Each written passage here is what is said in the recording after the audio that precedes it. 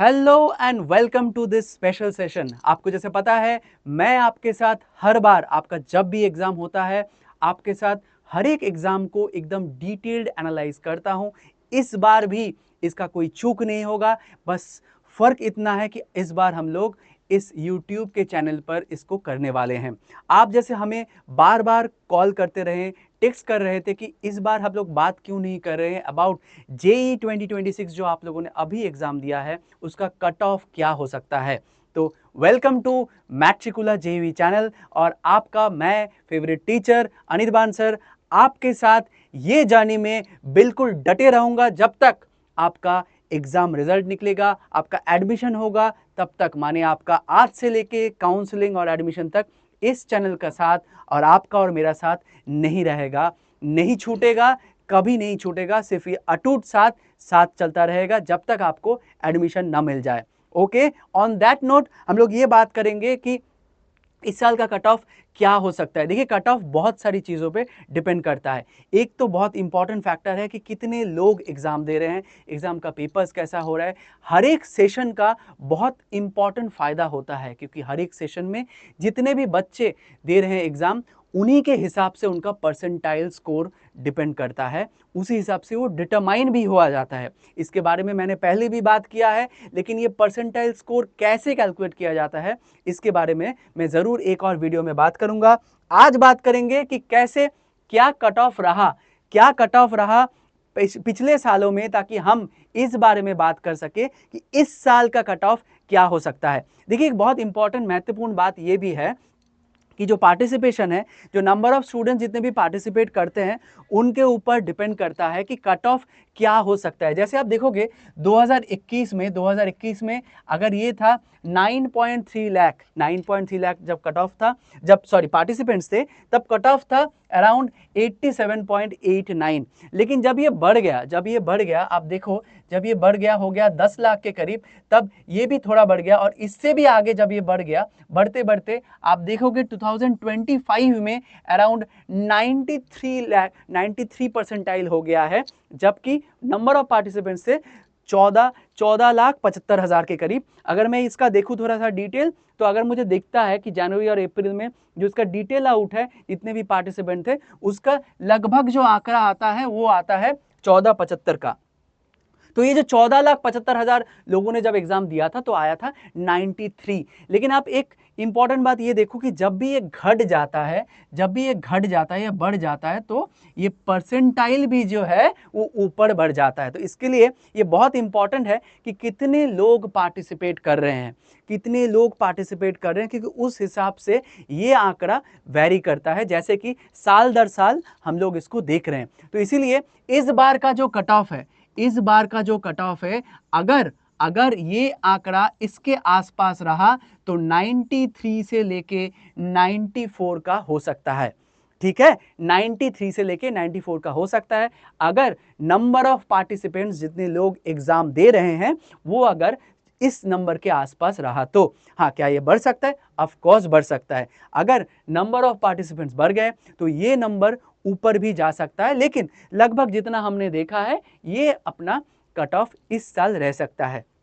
इसके अलावा क्या है इंपॉर्टेंट, इसके अलावा ये भी इंपॉर्टेंट है कि कितने लोग क्या किस मार्क्स पे दे रहे हैं, क्योंकि कौन सा शिफ्ट पे आपका हो रहा है, जिस शिफ्ट पे हो रहा है उसमें आप कितने लोगों के साथ कंपीट कर रहे हो। आपको ये ध्यान में रखना चाहिए कि मैं ये पहले भी बोल चुका हूं कि जेई का जो एग्जाम है, उसमें आप सबके साथ पार्टिसिपेट नहीं कर रहे हो।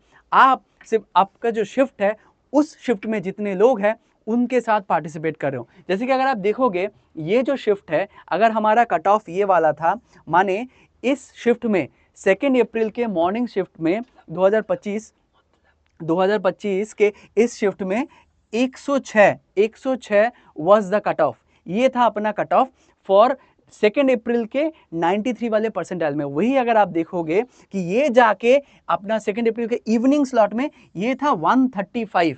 इसका क्या मतलब है? इसका मतलब है कि इस बैच में शायद टॉपर वाले बच्चे ज्यादा थे, जिनके चलते उन्होंने अपना स्कोर वहां पे लेके गए जहां पे बाकी जो सारे बच्चे थे, जो शायद उतने एवरेज भी थे, उनको भी वहां पे जाके कंपीट करना पड़ा। एंड फाइनली जो अपना कट ऑफ का स्कोर था, वो ऊपर बढ़ गया। ठीक है। सिमिलरली अगर आप देखोगे इसका, अगर आप देखोगे कि इस साल का मैं और एक आपको डेटा दिखाता हूं, समर अराउंड 2024 में अभी अगर आप देखोगे, लेट्स सी ये 93 परसेंटाइल का अगर जो ब्रांड है, इसमें अगर ये 157 कहीं पे था 27 जनवरी को, वहीं पे आप देखो 31 जनवरी को ये 86 पे था।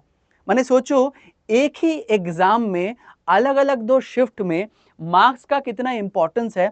इस शिफ्ट में ऐसे बच्चे थे, ऐसे हुनर वाले बच्चे थे जिन्होंने ऐसा अच्छा जमकर एग्जाम दिया है कि उनका जो एवरेज जो कट ऑफ जो था परसेंटाइल स्कोर, वो इतना ऊपर आ गया, परसेंटाइल स्कोर 157 पे आ गया। वहीं पे 31 जनवरी की इवनिंग वाले पे शायद उतने अच्छे पोटेंशियल वाले जितने बच्चे, उनका उतना क्या बोलूं, उनका उतना अच्छा नहीं था एग्जाम, शायद उतना अच्छा नहीं हुआ, शायद उतने टॉपर बच्चे उसमें नहीं थे, इसलिए वो वाला आ गया 86 पे। तो मार्क्स बहुत इंपॉर्टेंट है कि आपका परसेंटाइल कितना आता है और आप किस शिफ्ट में हो। ये बात आप लोग ध्यान में रख लो कि आप जब भी ये देते हो, आप कंपीट कर रहे हो अपने जैसे, जिसमें आपके जितने शिफ्ट है उसमें कितने लोग हैं, उस पर ये डिपेंड करता है।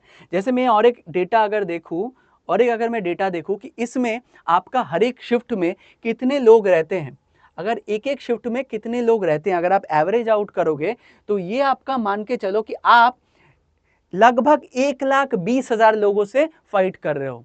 आपका जो फाइट है वो 14,75,000 से नहीं है, वो 14,75,000 जिनके साथ आपका ये है उनके साथ आपका फाइट है नहीं, क्योंकि हर एक शिफ्ट में आप देखोगे ये जो डेटा है एनटीए का डेटा है, इसमें दिख रहा है कि आपका जो फाइट है ये लगभग 1,20,000 उन लोगों से ही फाइट है, उसी में आपका सारा चीज आता है। एंड अगर आप देखोगे कि कैसा इसका स्प्रेड कैसा है, कि कैसा होता है, कि मैंने बोला है कि कहीं 93 से 94, अगर मैं यही वाला बैंड पकड़ूं, इस वाले बैंड में जितने भी बच्चे हैं यही लोग क्वालिफाई कर रहे हैं।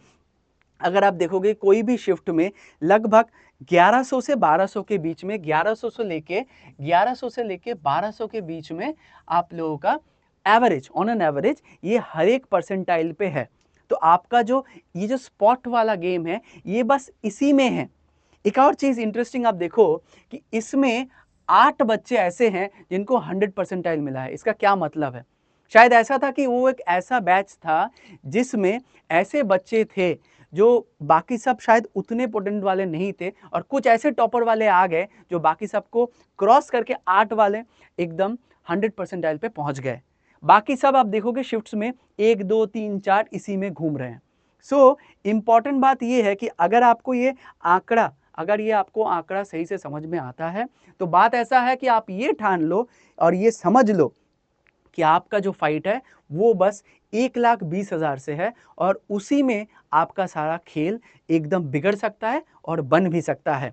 ठीक है, तो एक बार देख लेते हैं कि इस साल का एक्सपेक्टेड मार्क्स कितना हो सकता है बेस्ड ऑन हिस्टोरिक डेटा जो हमने देखा है, उस हिसाब से, उस हिसाब से। तो हमारे हिसाब से अगर ये कहीं यहाँ पे रहा, अभी जो वाला अटेम्प्ट हुआ है, जो वाला जनवरी में जो एग्जाम हुआ है, उस हिसाब से ही ये सारी बातें हो रही है।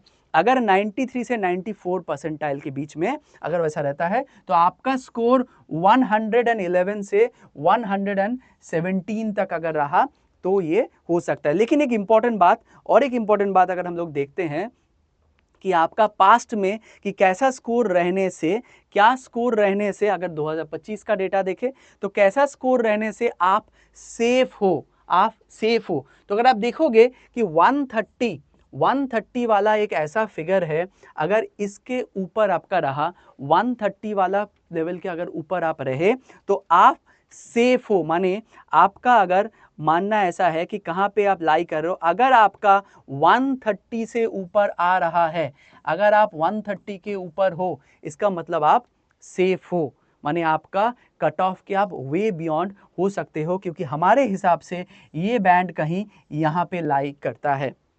होपफुली आपको ये सब समझ में आ रहा है। अगर कोई भी डाउट होता है तो आप हमें कांटेक्ट कर सकते हैं। थ्रू आउट दिस जर्नी हम लोग आपके साथ बने रहेंगे, और आपके काउंसलिंग तक, आपका जब तक एडमिशन नहीं होता है, हम आपका हाथ नहीं छोड़ेंगे। और जैसे मैट्रिकुला में हम कहते हैं, प्रिपरेशन सही तो फिक्र नहीं। तो चलो बच्चों, अगले वीडियो में आपसे मुलाकात होगी।